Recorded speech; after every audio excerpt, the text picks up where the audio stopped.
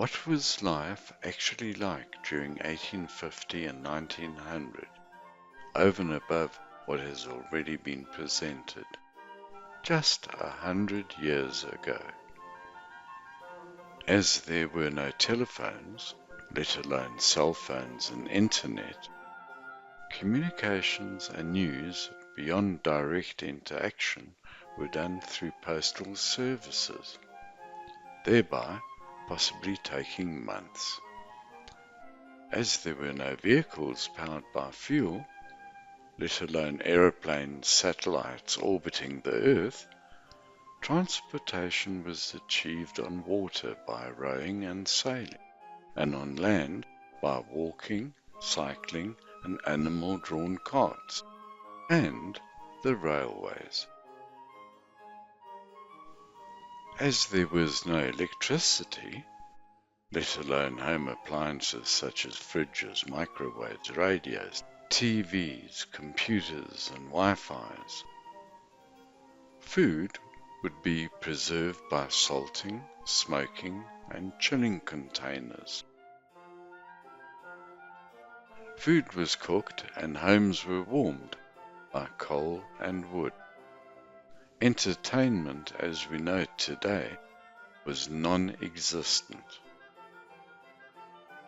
Homes relied on a family member or friends being able to sing or play musical instruments. There were plays and musical performances in theatres. Generally, sports were derived from everyday activities such as running, horse riding, swimming, sailing, skiing, and sledging. Up till then, the rate of change in lifestyle over thousands of years had been very slow, increasing as a result of the first wave of the Industrial Revolution and consequent urbanization. It was during this period that the industrialized countries experienced the biggest and rapid lifestyle change, the second wave of the Industrial Revolution.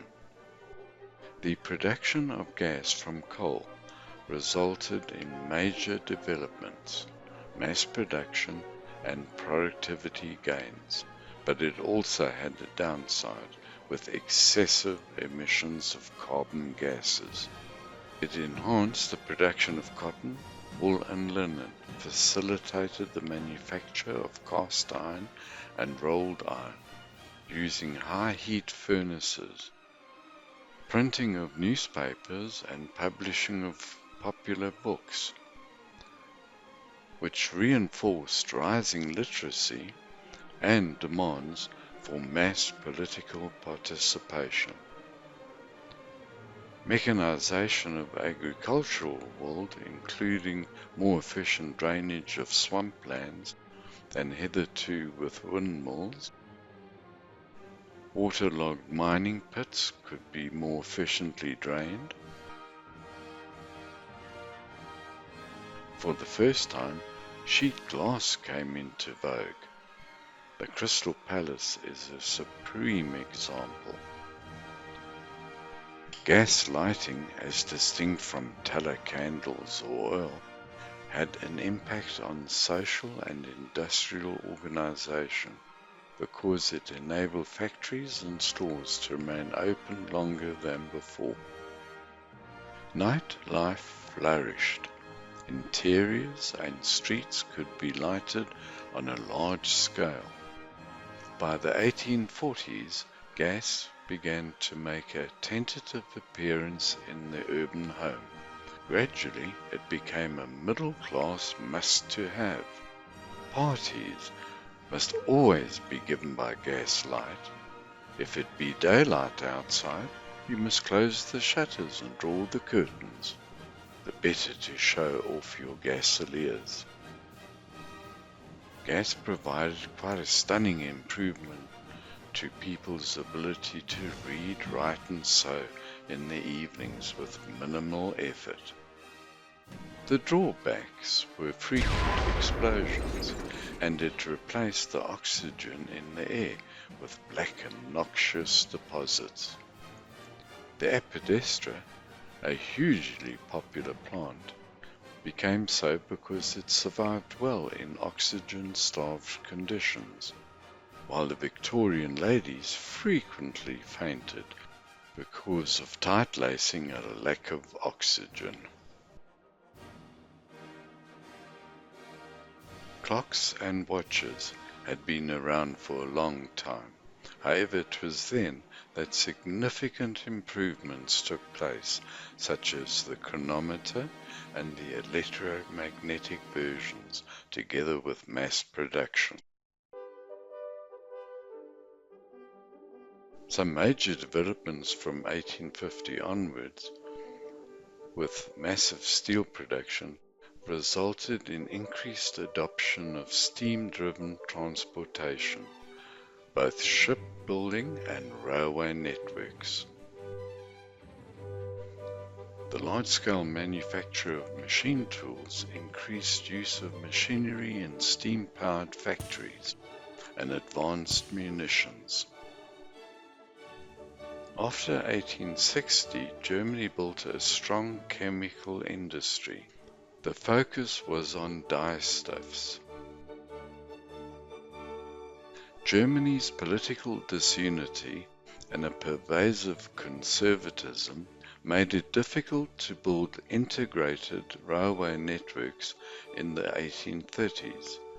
By the 1840s, trunk lines linked the major cities. With Germany's unification, the railways were nationalized. By 1880, Germany had 9,400 locomotives, pulling 43,000 passengers and 30,000 tons of freight. A revolutionary ship, SS Great Britain, built in 1847 by Brunel, became the first iron-hulled screw-driven ship that could steam across the Atlantic. Brunel's last major project, the SS Great Eastern, built in 1854 to 1857, went to India via the southern tip of Africa without a coaling stop.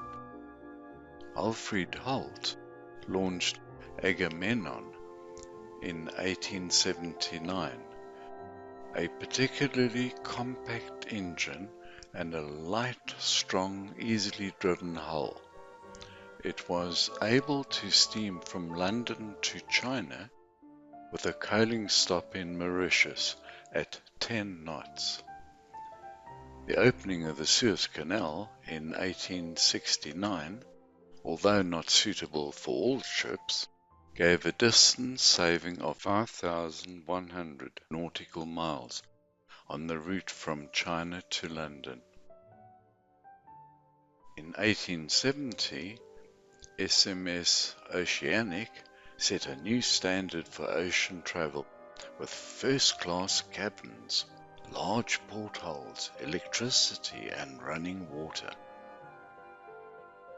The size of ocean liners increased from 1880 to meet the needs of immigration to the United States and Australia, as a result of major social displacement and turmoil amongst the working population. Traditional work was hard to come by. In 1800, only 3% of the world's population lived in cities. During the Industrial Revolution, the working class migrated to cities. Slums developed and major sanitation problems occurred, with consequential plagues and illnesses.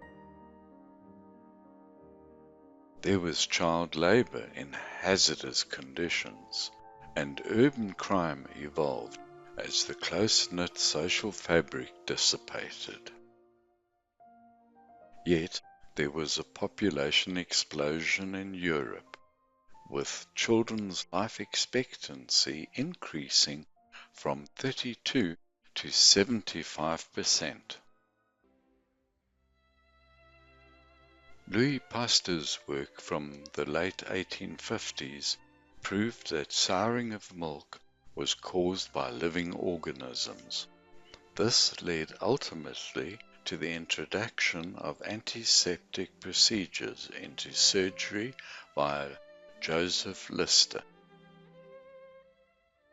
Robert Koch built upon Pasteur's work and in 1882 identified the organisms causing tuberculosis.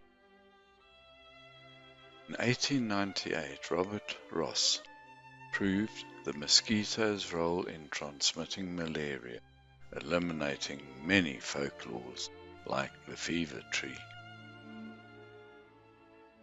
Most dramatic, however, was the X-ray, discovered by Marie Curie in 1895. It was used to diagnose fractures, locate foreign bodies, and treat a variety of skin conditions. Radiation followed in 1896, with it the promise of treatment for the dreaded cancer.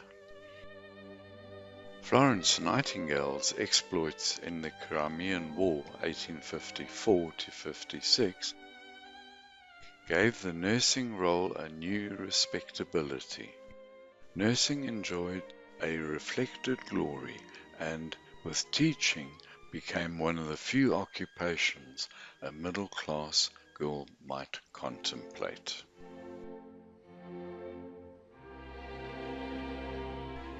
If the industrial expansion was a revolution, then there were other revolutions, more accurately, evolutions, in philosophy, literature, and music that had not been before experienced in Europe, in particular in the emerging Germany. In philosophy from the 1800s, Immanuel Kant, with pure reason, and Georg Wilhelm Friedrich Hegel, with idealism, started a debate that lasted the rest of the century, involving Arthur Schopenhauer, a freethinker based on Indian and Buddhist beliefs, Soren Kierkegaard, with religious bias, Ernst Heinrich Haeckel with a science bias, and Karl Marx with a social bias.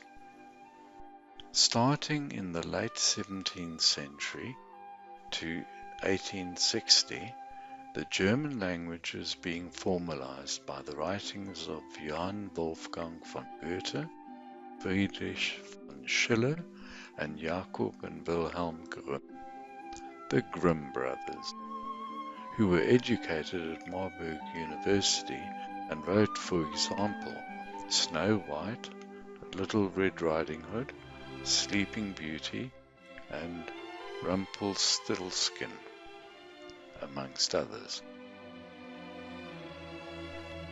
The musical arena, with enhanced musical instruments, and often using themes based on myths, folklores, figurative versions of truth. The world then only in the form of live productions, and now additionally recordings played anywhere, anytime, reaped the rewards of geniuses producing operas, ballets, and symphonies, etc., such as Mozart, Beethoven, Schubert, Berlioz, Mendelssohn, Chopin, Liszt, Wagner, Verdi, Brahms, Tchaikovsky, Dvorak, Grieg, and the Strassers, and many more.